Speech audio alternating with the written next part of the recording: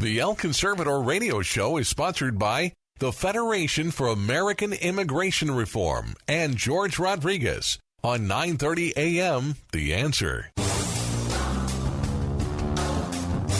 Time for the El Conservador Radio Show with George Rodriguez. George is a constitutional conservative who loves to expose fake news and liberals. And now, El Conservador, George Rodriguez. Howdy, howdy, howdy. Once again, my friends, George Rodriguez, El Conservador, talking to you from San Antonio on this beautiful November the 9th, 2024. We are celebrating. We are happy. Trump has been reelected.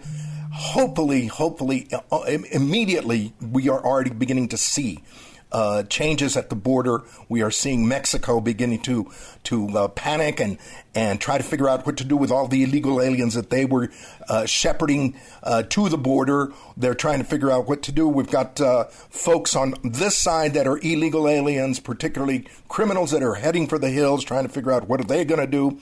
My friends, they created this problem. Now they're going to have to face the consequences. I'm proud as all get out that Trump has won.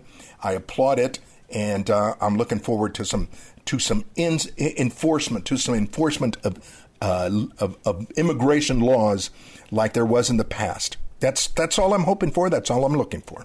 So let me tell you real quick who our guests are, and then we'll get into a little bit of the news.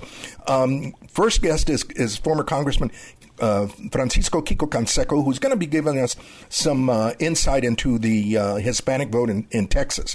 Then we've got Sheriff Mark Reynolds from Comal County, who's going to be giving us some insight, his point of view of what he has been going through in his county, the headaches that they've been going through, courtesy of the open border, illegal immigration, and drugs, and being right next door to San Antonio, to Bexar County, where we are. San Antonio is a sanctuary community for all practical purposes. Yes, and the fallout that he in his community have had to face. Then there's Hugo Chavez Rey. He is our third guest.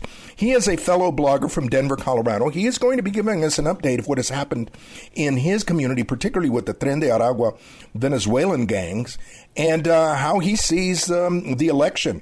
What people are saying in his community about the election of Trump as our president again. Then we've got our final guest is Silvio Canto, another fellow blogger, regular guest from Dallas, Texas, who's going to be chatting with me extensively about the elections in Texas. Lots of Texas turned more red, while a lot of us were worried that it was going to turn more blue.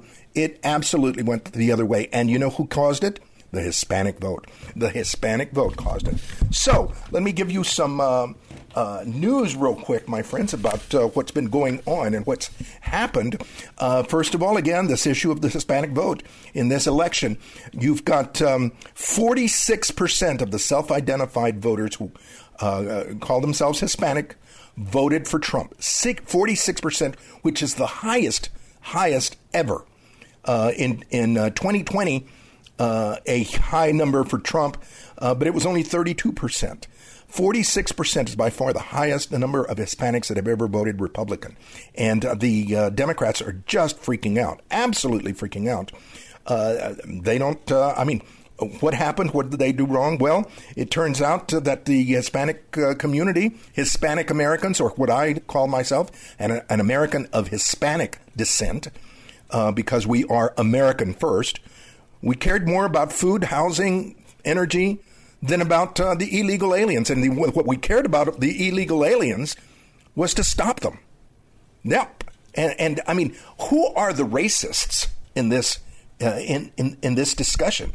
It's the Democrats. It's the liberals. It's the leftists. They categorize us. All Hispanics are not the same, particularly those of us that are Americans of Hispanic descent, like yours truly. And so they blew it. They blew it, and they are running absolutely for the hills because they don't know exactly how they're going to get us back. We have counties in Texas that are very heavily Hispanic, which went red, and they're freaking out over that. Well, another bit of quick news.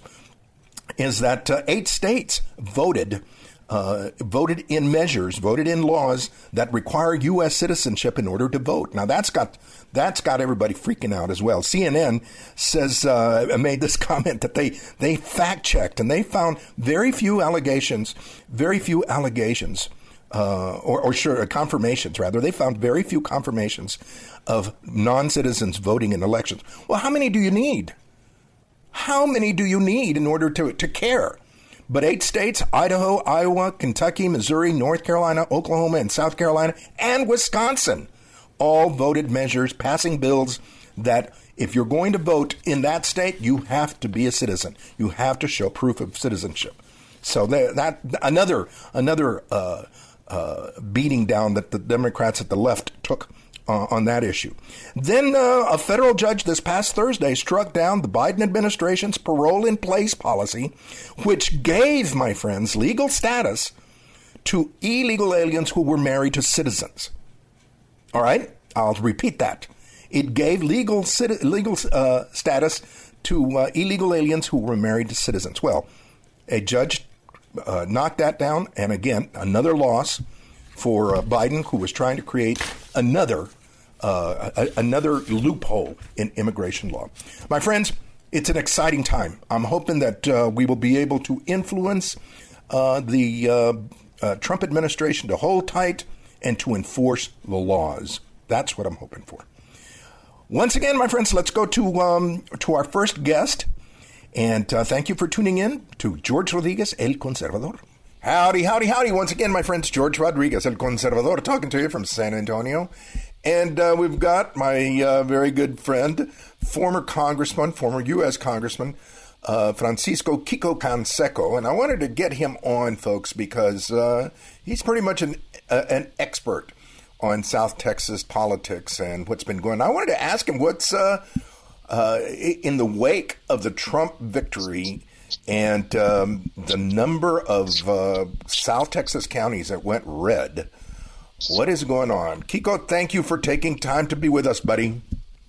George, you know that always I'll be here for you and your audience to bring up a discussion, whether you agree or don't agree on what I'm going to say. But I think that we've had a very, very strong shift in border politics and who we are as Hispanics, not just Texan Hispanics, but Hispanics in this country. And, we're now looking at a second and third and fourth generation Hispanics whose parents and grandparents came here to this country to embrace the American system. But somehow or other, the established Americans didn't embrace them fully or didn't embrace them at all. There was a little bit of resentment, but there was always this fight to say, this too is my country, especially when we're second, third, fourth generation. We don't speak Spanish anymore, but we have a lot of the traditions that were handed down to us. And what happens is that you had something combined with what Donald Trump wanted to do. And first of all, you have this Biden-Harris invasion of the border with millions and millions of people coming across that border, a lot of them from Latin American countries. And they're saying, these are not my people. My people are over there. So the border Hispanic is saying, my people are not these people that are crossing over illegally. I need to fight for my tierra, for my ground here, and embrace these Americans because I'm one of them. And Trump comes along and changes and shifts the whole idea where we're no longer Hispanics, we're no longer African Americans, we are just plain old Americans that are fighting for our country and fighting for the way of life that was promised to us and to our grandparents and great-grandparents who came here to embrace this nation. So we're seeing this huge realignment into the republic ushered in by Donald Trump. And it's no longer the establishment Republicans.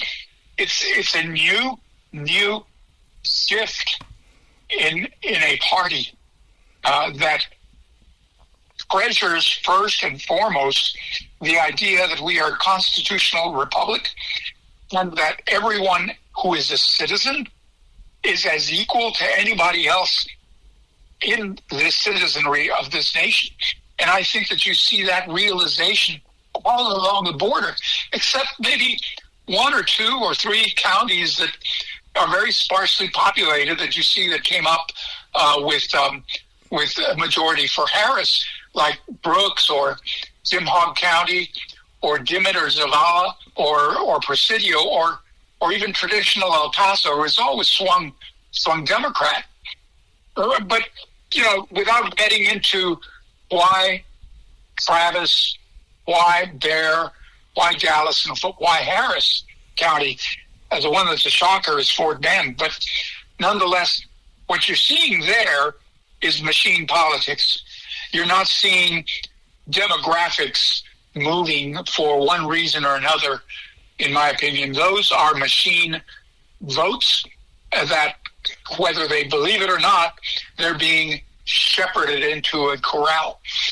But along the very independent thinking border from Brownsville up to the border of El Paso County, you're seeing this new idea and this new shift.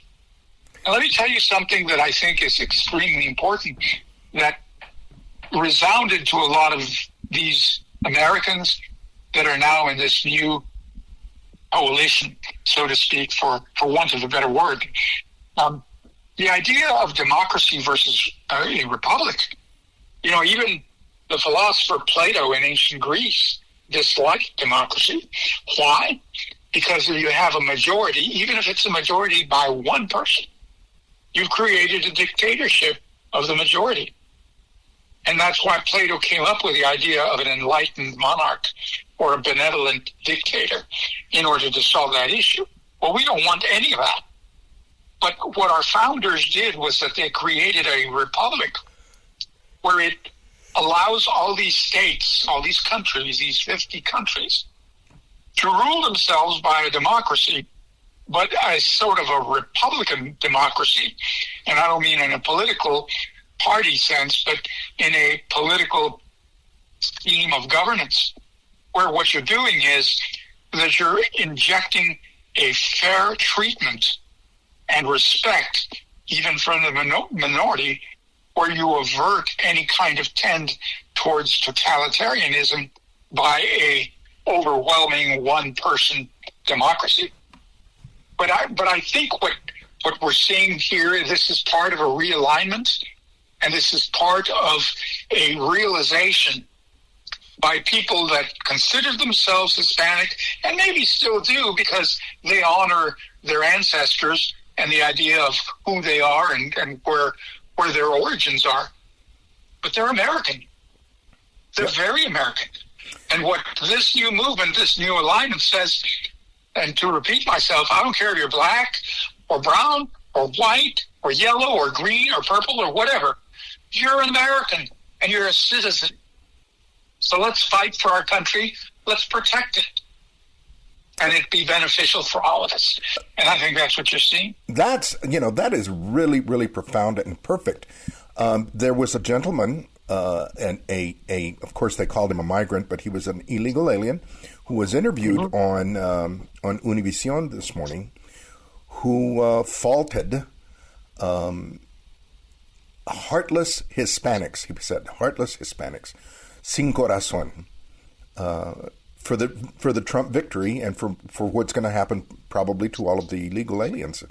And I couldn't believe that. I mean, we're heartless because we want a border. Incredible. I like to tell the story, George, of the man and woman that have a lot of kids, and they're having their 7th child. The wife is pregnant with it, and they're running out of room in their house, even though it's a 2-story, and they have 4 bedrooms and kids in one, the parents in another, and the newborns are in the crib in the bedroom. And somebody comes to the door and says, you know what, I'm traveling here and I may want to stay here, but I need a place to stay. Can I stay with you? And so, well, we have no room for you. I mean, we've got 6 kids. We're expecting our 7th. And he says, I'm sorry, but I need to stay somewhere, so I'm going to make sure that I come into your house with my children and have a room here. You know, that is reminiscent of what happened in the Soviet Union and also in those Soviet-controlled countries after World War II, where everybody was kicked out of their house or they're forced to put multi-families in a unit. That's not who we are. Your first priority is to yourself and your family. And it's the same thing, Americans. This is an American family. Your first duty is to the American family before you even start making room for other people that have snuck into your house illegally and taken up space. Very well put. Very well put. Kiko, we're going to have to leave you now, but give us a concluding thought. Where do you think that this shift, this realignment, is a permanent thing at this point? Well, it's hard to tell. I think it all depends on how Trump and the Congress behave and how the opposition to this accepts the shift. I would love to go back to the days when Democrats are normal Americans and not socialist, communist Americans that want to create a democracy out of a republic. Yep. And I think that's the most important thing. And I think what it highlights is a new love and relearning of what our founding fathers gave to us and what the Constitution means to our daily lives, our families, and our future. Excellent.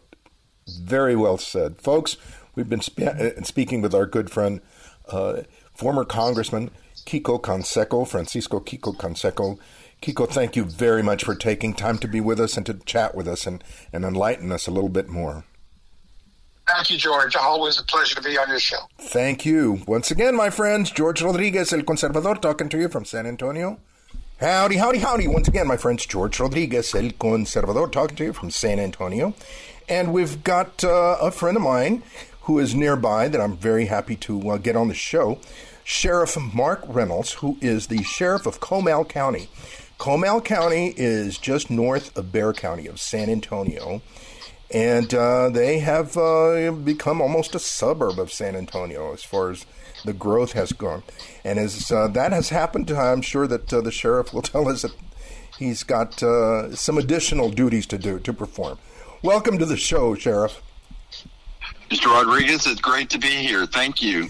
Let me begin by asking you, because now in the wake of the election, and this is we're recording on Thursday, 2 days after the historic election of Donald Trump, and what we have been dealing with here in San Antonio is these Venezuelan gangs, and also a rogue DA who releases criminals. I've got to ask you, has your county been affected by the soft on crime and the open border issues that are plaguing San Antonio?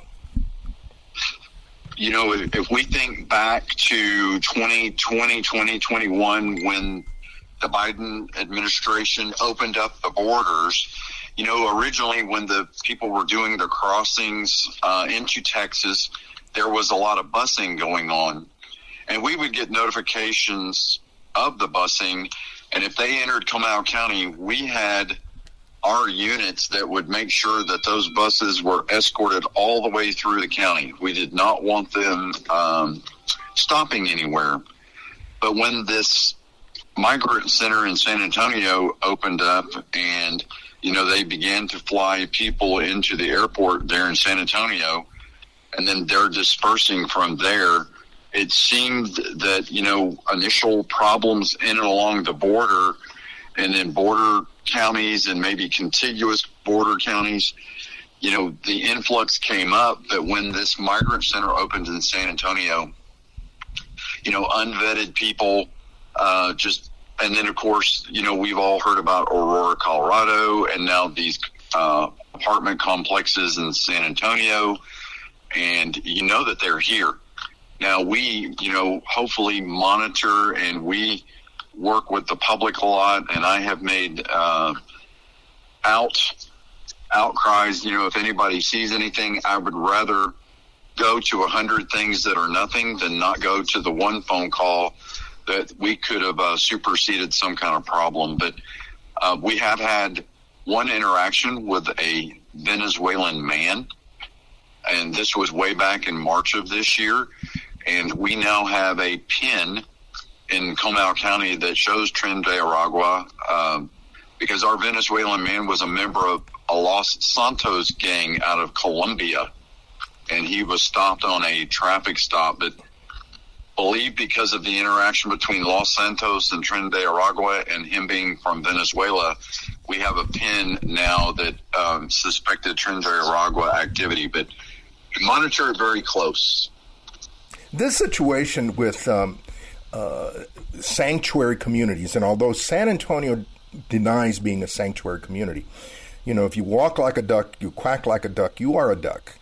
And we have had this migrant center here for two and a half years now that has attracted and kept some people here in the area. The sanctuary communities are affecting non-sanctuary communities, as we have seen in other areas like in Chicago and in New York and other places. Do your residents complain, or do you hear any anxiety about the sanctuary next door to them? It's kind of a nervousness just because of the close proximity. And, to say you're not sanctuary, yet you allow officers to work the migrant center, if you're going to do something, just come out and say you're going to do it. Don't hide the fact. We've all seen these, videos of this center and its operation and the running back and forth between the center and the airport. We are fortunate here in Comal County to have a district attorney who represents the standards and the morals of Comal County, tough on crime. And the elected officials here in Comal are not going to allow or tolerate that kind of activity, and will pursue with every avenue they have. But again, I'm hopeful. I communicate often enough. I'm readily available, and I am very approachable in the county, and tell our folks, we don't want to allow a problem to begin to get bigger. If somebody sees something, please report it to us as soon as you can, so that hopefully we can curb it before it gets larger. Yeah, because we've seen in some communities where they just deny that there's a problem. Let me ask you about illegal drugs. What about illegal drugs like fentanyl in particular? I mean, are they have they impacted Comal County? We've seen it more. Fentanyl became kind of a name when they had the incident in Hayes County where the 3 or 4 young people died because of fentanyl. And it really began to get on the radar here in Central Texas. But with the open border, again, due to the Biden administration, the fentanyl started flowing across, the methamphetamine started flowing across. People here in the States don't need to make meth with as much meth as, the cartel is bringing through. And it just seems not to affect the thinking pattern of the Biden administration with, the deaths and the number of drugs that are coming across. So, again, we monitor it very carefully. We look forward to the swearing in of President Trump in January and the closing down of the border, and maybe a good working relationship with our federal partners.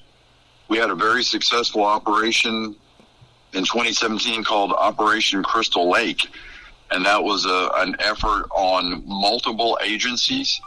And I look forward to that type of relationship and operations in 2025.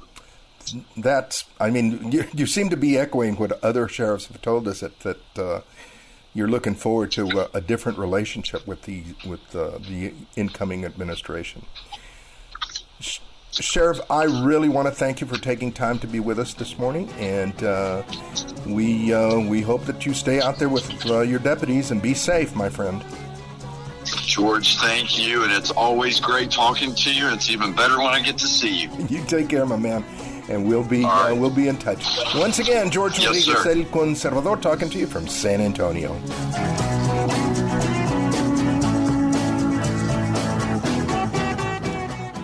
The Federation for American Immigration Reform, known as FAIR, fights to restore common-sense border controls and immigration policies that work for America and its future. America's immigration system and border controls have been decimated by Washington politicians and special interests, undermining the interests and security of the American people. FAIR mobilizes grassroots activists to make sure the voices of the American people are heard in Washington. Find out more about FAIR and what we do by going to fairus.org.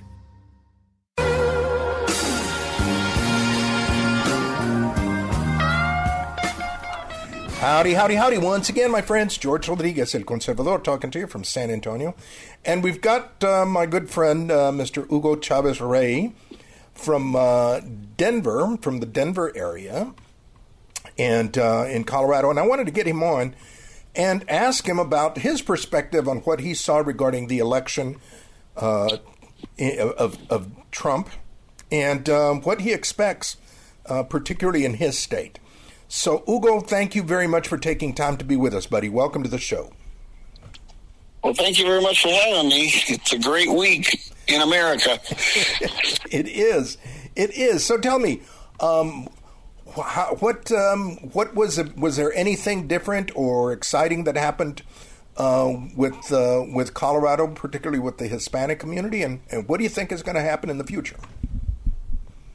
Well, Colorado, as expected, went to Kamala, but by far less than what Biden carried it. I'm waiting. We're still waiting on some final numbers as far as the Hispanic breakdown. Nationally, we know that it went above 40%, around 45%. So I'm hoping that we have at least a 35 to 40% here in Colorado. But the enthusiasm was great. I mean, the county down south here in Colorado, which is Pueblo, used to be a very blue county, and the last 3 cycles now have gone to Trump. So that's and Pueblo is a highly Hispanic district. I believe it's above 50% Hispanic in Pueblo. So that's indicative that the movement is happening. We're going to take advantage of that because now that the presidential election is over, the gubernatorial race starts for us officially. There'll be more activity after the holidays, obviously, but technically we are in gubernatorial mode now for 2026, and our current illustrious, shall we say, governor is not eligible to run again, so that's a plus. So we're hoping to find a good candidate to put up in the opposition, and hopefully with the momentum that Trump delivered, that maybe we can get over the top and finally elect a Republican governor here. We haven't had one in 2 decades. Let me ask you about the Hispanic vote in Pueblo. You mentioned that it went red, and there are a lot of Hispanics there. What do you think attracted Hispanics to the Republican side in Colorado?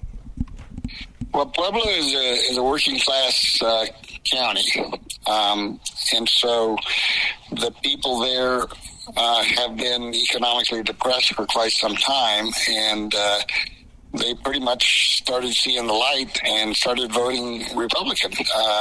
They've elected some representatives out of there. They now have a Republican mayor. And all of these things weren't there, 10 years ago.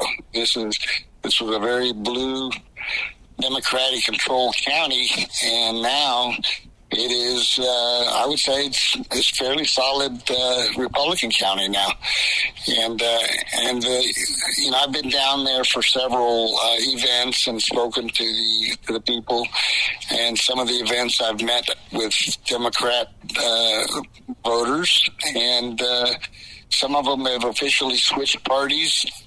Others have not, but their vote has been for Republicans.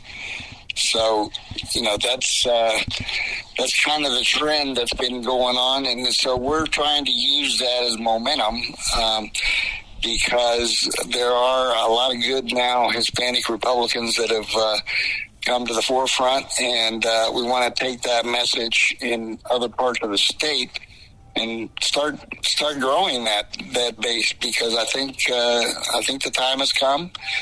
Colorado, in my opinion, is not a blue state. It's, I think it's very much a red state, but we have some real problems with the voter rolls and other things that have been going on up here. So we're hoping that slowly but surely we're going to make headway and continue the positive trend. The fact Harris only won by, I think, about 5 points. I haven't seen the final number on that as well, but it was far lower than what they had predicted. So there's definitely some momentum, and we hope to take advantage of it.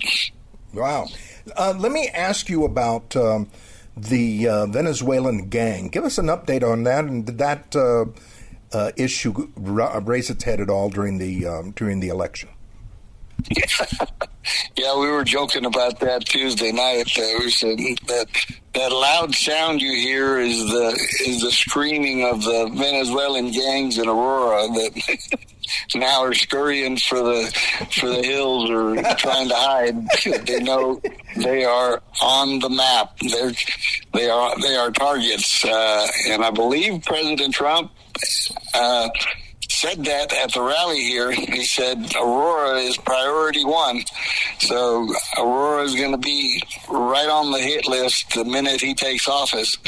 And I believe the task force has been already formed and the strategy is being formulated. So we're looking forward to those raids that are coming on January 20th.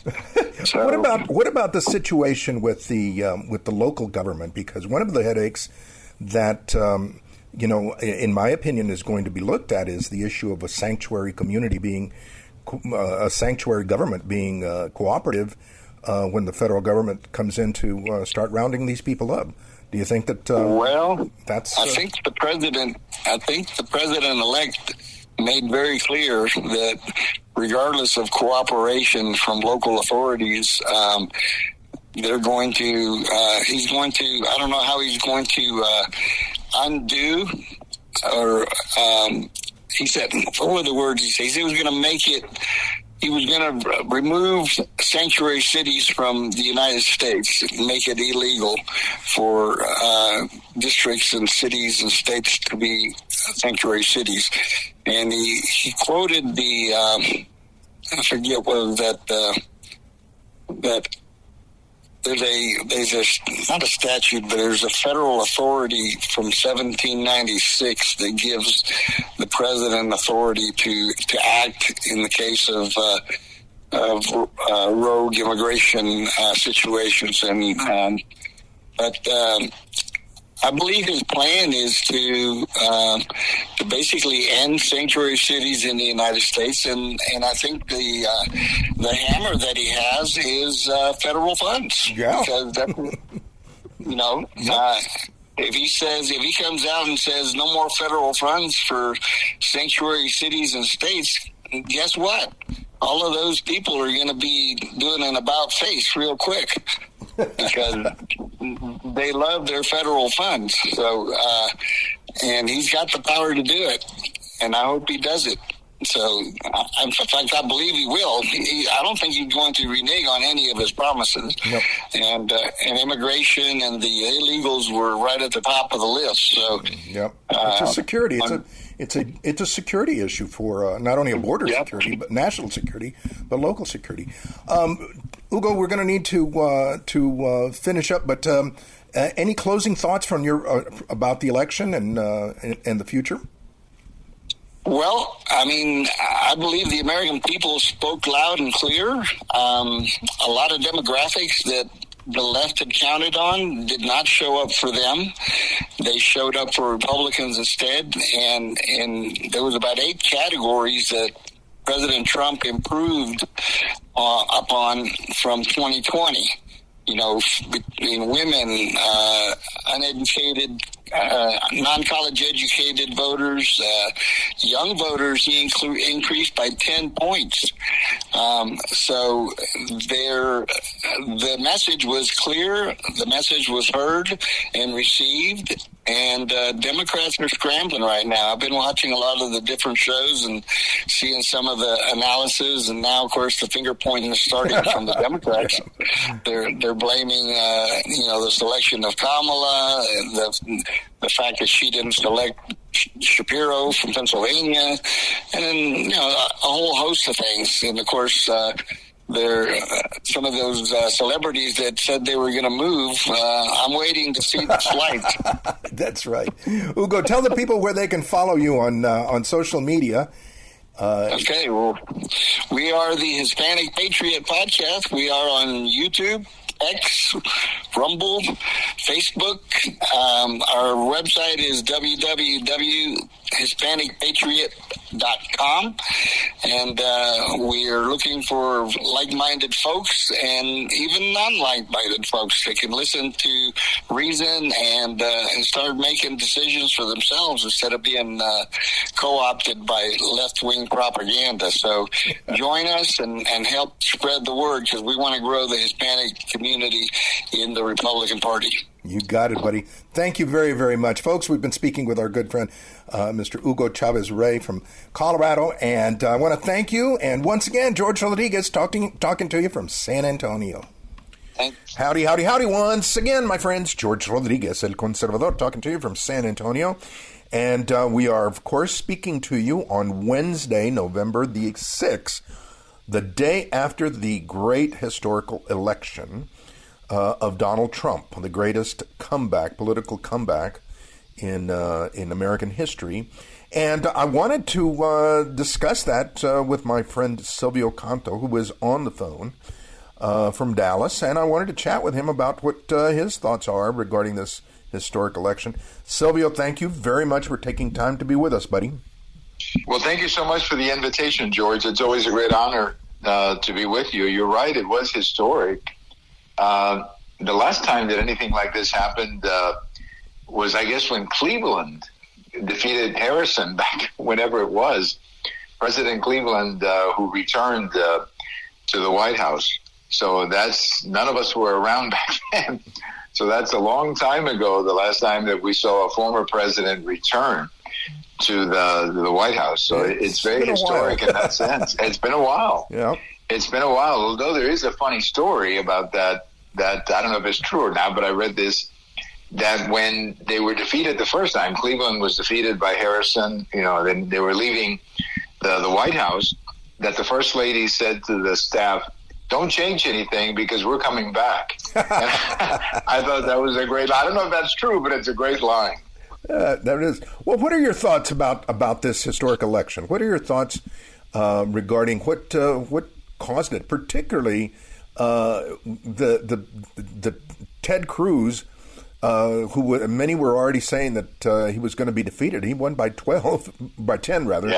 points, and then the impact that there was in the Hispanic community from the turnout, should I say, for Trump. What do you think happened? What are your thoughts? Well, I think in the case of Ted Cruz, George, if I could just quickly say, I think the next time a Democrat gets a phone call asking for money to defeat Ted Cruz, I think they may want to reconsider that, because they've thrown so much money at this guy to defeat him. Now, clearly, when Beto ran against him, it was close. But this time, it wasn't even close. So maybe they need to ask themselves the question, is it the money or is it the message? And I think it is the message. But I think three things happened, George. I wanted to put these three things on the table. The first thing is this election day, the root of this election day is the failure of the Biden presidency. That's where it all starts. The Biden presidency has failed. And, 65, 70% of the country are saying that we're on the wrong track. Eventually, you're going to get thrown out or you're going to lose.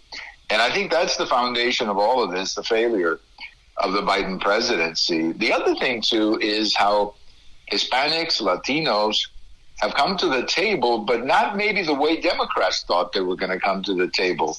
Because what we just saw in Florida and what we saw in Texas is that Trump won big, 14, 15 points. And in both cases, it was driven by Hispanics. Here in Texas, huge turnouts, huge victories. And I think those were the factors. Now, here in Texas specifically, the other thing that we saw, the third point, is that abortion just didn't work for the Democrats. I mean, every television ad that ran here in the Dallas area against Cruz was about abortion and abortion and abortion and abortion. And I think, it just didn't work, George. And you and I had talked about it before. I just think their message was too radical when it came to abortion. It's easy to say, well, women should have the right to choose, or women should have access to abortion. I think that can be negotiated, and most people probably agree with that. But when you don't, explain it, and when you're basically proposing a policy of no limits on abortion, I just don't think women are buying that. And that's a little bit of what happened here in Texas. I think a lot of Texas women said, I like the law that I have. I'm happy with the Texas law that we voted for. And we don't want to change it, George. So I think those three things, the failure of the Biden presidency, the influence of Latinos, and I think the total failure of this obsession with abortion that the Democrats have. I think those three things just created what we saw yesterday, George. Yeah. The reach of the Trump coattails was also pretty wide. The Senate has been won by Republicans, and the House has been won. It seems to me like there was also here in San Antonio in particular, as well as a few other places, but here in San Antonio, the Castro twins, who have been very, very vocal, who have been the darlings in the past of the Democratic Party, were very quiet during this Harris campaign. I mean, I didn't see them doing much. What are your thoughts? Well, I think that a lot of people are beginning to realize that the party has to move on from where they've been. And I think maybe that's why the Castro brothers are so quiet. Well, and Beto was also missing. Beto was also missing from the... Exactly. But I think a lot of people are beginning to realize that, we have to move on. That this strategy that we've used to win in Texas just isn't working. And, I'm not saying that it's over for the Democrats. They could come back in the future. I mean, politics is cyclical. But if you're going to nominate somebody for governor or for the U.S. Senate, these are prominent positions that people vote for, statewide. You've got to nominate people who are closer to Texas than Washington. And I think in the case of Colin Allred was actually a pretty decent candidate, if you think about it. A pretty agreeable person, nice family, good background, football player, Baylor University, all that kind of stuff that I think would normally work in Texas. But he got stuck with the policies of the Biden administration, and that's poison, George, as you know. Boy, that's a good way to put it. When you and I discussed on your show and in private, I kept asking, what is the message? What is the message? Because exactly. The border was wide open and gas prices were sky high and groceries are sky high. He didn't have too much to work with. No, he didn't, because he really didn't have anything. And that's why every commercial that I saw, I'm sure he had other commercials, but the only one that I saw where the commercials of abortion, where, they had this lady on their commercials, who had to leave the state and saying that, she was denied an abortion. First of all, no doctor told this lady that she needed an abortion. If a doctor had recommended an abortion, she would have had one. Because in Texas, we have a medical exception. But so the whole thing, I just don't think it registered with women. And women voted, I think, in large numbers yesterday across the country. And this big, movement, this big wave of pro-abortion just didn't materialize, George. And hopefully this is the end of using abortion as a political slogan, because, abortion is a very serious thing. And it's something, you're talking about another life as well.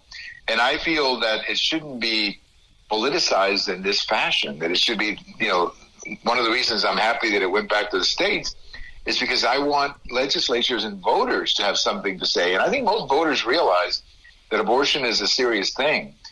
And I personally, I'm offended when I see Democrats using abortion as if we're talking about, just another political issue. It's not. It's a very serious matter, abortion. And they trivialize it the way they do, George. Wow. I couldn't say it better. Look into a crystal ball real quick. We've got about a minute to go, but look into a crystal ball and tell me what you think, what you see in the future, both for the Democrats who are desperate to turn Texas blue and the Republican Party. Well, definitely a lot of the Republican success will depend on the Trump presidency. If he can turn things around and show some results early, I think he's okay. He should be okay as president. So he has to produce. He has to perform, as they say. I think in the case of the Democrats, I have a post coming out Thursday where I'm talking about the end of the Obama era. I think Obama and the Clintons are done. I really do. And I think the Democrats need to change their approach, because having Obama talk to a bunch of young black men and scolding them because they don't want to vote for that kind of stuff isn't going to work anymore. I think a lot of blacks realize that they're living in very bad circumstances and in large measure because they have voted Democrat, George. That's it. Tell them where they can follow you, Silvio, and we'll let you go. All right. Well, thank you, George. They can go to the internet or whatever, Google, whatever they use, and put Canto Talk, C-A-N-T-O, Talk, T-A-L-K, and that'll get you to the videos that George and I do with frequency, also my blog. And in my blog, you will see the articles that I write at American Thinker. You can also see me at AmericanThinker.com. I'm usually on the right-hand side, so they can find me there as well. I love American Thinker, and I hope everybody in your audience checks out American Thinker. You got it, buddy. Once again, my friends, we've been speaking with my good friend, Mr. Silvio Canto from Dallas. Silvio, you stay safe, and we'll chat with you again soon. All right. Thank you. Have a great day, and thanks for the invitation. You too. Once again, folks, George Rodriguez, El Conservador, thank you very, very much for being with us today. I want to thank our guests, former Congressman Francisco Kiko Canseco, Sheriff Mark Reynolds from Comal County, Texas, Hugo Chavez Rey, fellow blogger from Denver, Colorado, and Silvio Canto, fellow blogger from Dallas, Texas. These folks, I really, really thank them for their insights and providing us their knowledge to our show today. It has been a very exciting week, my friends. There's no two ways around it. However, the hard work is about to start. We need to begin to enforce the laws of immigration. And let me tell you, my friends, the push is already on from the left and from the liberals to provide amnesty, that we cannot divide families, that we can't do this, that we can't do that, we can't be inhuman, we're going to put them in camps, we're going to do this, we're going to do that. My friends, we did not create this mess. We are going to clean it up by enforcing the law. It's that simple. It's that simple. We did not create this mess. We need to clean it up by enforcing the law. Nobody brought those people forcibly to the United States. They came on their own volition. Now they must leave. Now there must be the rule of law. They are here illegally. What does the word illegal mean? It's we cannot, my friends, we cannot excuse and reward and tolerate illegal immigration, because if we do, we're going to get more.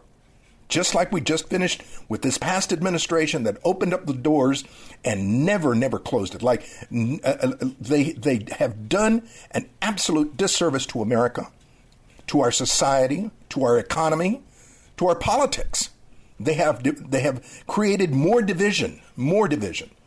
And it's time now, my friends, to enforce the law. It's time for tough love, if you want to put it in those terms. Yes, we have great sympathy for illegal aliens, but they broke the law, and there must be consequences. There must be a punishment. Otherwise, what's the point? And it will only encourage more illegal immigration. So, my friends, thank you for being with us today. Thank you for joining us. Again, I want to thank our guests. Please go to elconservador.net. Support El Conservador. Please go to our social media, Facebook, El Conservador, George Rodriguez. You can find me anywhere. You can catch the replay of the program. You can catch the articles that I write. Thank you for being with us. Until next week, George Rodriguez talking to you from San Antonio.